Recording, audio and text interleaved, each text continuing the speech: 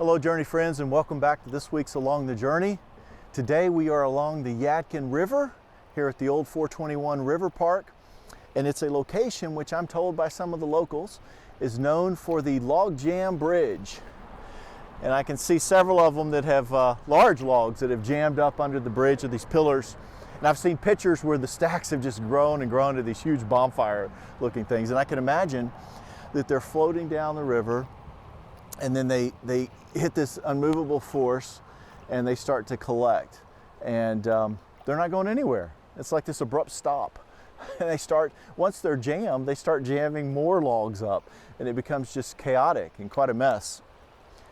Well, this week in Journey, Section 4, Unit 4, we're going to be looking at the idea of relational log jams, particularly within our marriages, where we may be floating along, very joy-filled, very content, growing in our marriages, and perhaps out of the blue, but perhaps maybe building up over days or months or years, and we just weren't recognizing it or noticing it, and things happen, and our marriage sours perhaps, or we're disappointed and frustrated, and we seem to come to an abrupt stop. There's a stalemate.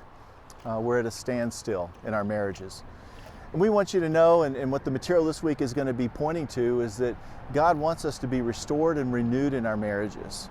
He wants to deliver them out of that stalemate, and that He wants to deliver them back to the desire He has for covenant marriage. So we're going to talk about ways to do that this week, and the most important way is really relying on the grace and the glory of God. In 2 Corinthians 12:9, Paul will say of the Lord that His grace is sufficient. And the Lord would say to Paul, actually, that His grace is sufficient, that His power is made strong and great in our weakness, really. And so we want to be able to be dependent on that. We want to find great hope and encouragement in that. And we're going to be very intentional this week about drawing on the grace and the glory of God as a way of renewing and revitalizing our marriages so that we're not just struggling at a standstill. Well, our three takeaways this week in Journey include one, the equipping section. There's just one prompt. That's really unusual.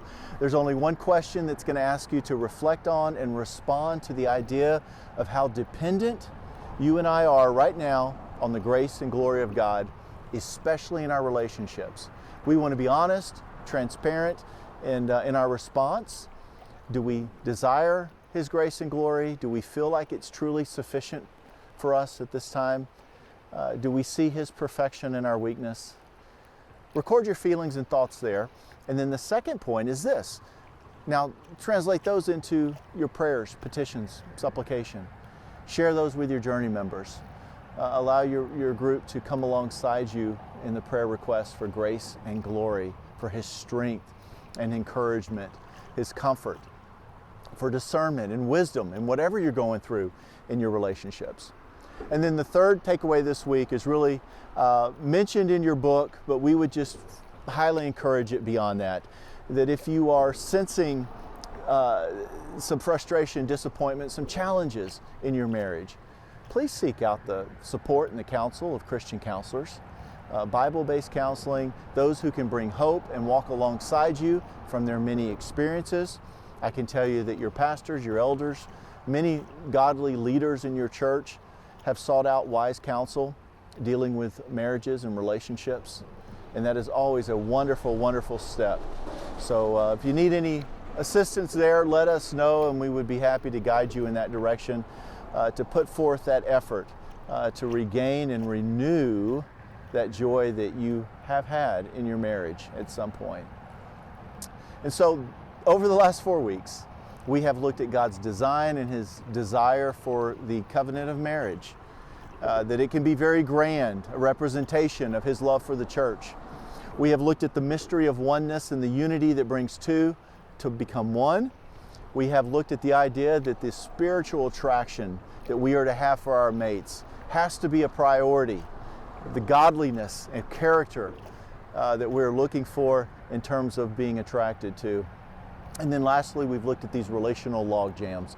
And I just pray that wherever you are in a marital state, if you're not married, divorced, widowed, single, whatever it might be, that these 4 weeks have been beneficial. They've been helpful to see a biblical perspective, a godly perspective of what marriage is and can be, how we deal in relationships in a fallen world, Romans 3:23, and that you might find great application and be able to be even more on mission because of these 4 weeks in this time of study. Well, until we meet again next week when we begin a series of a pursuit of biblical worldview. And so I'm excited about that, and I will see you next week along the journey. Blessings, my friends.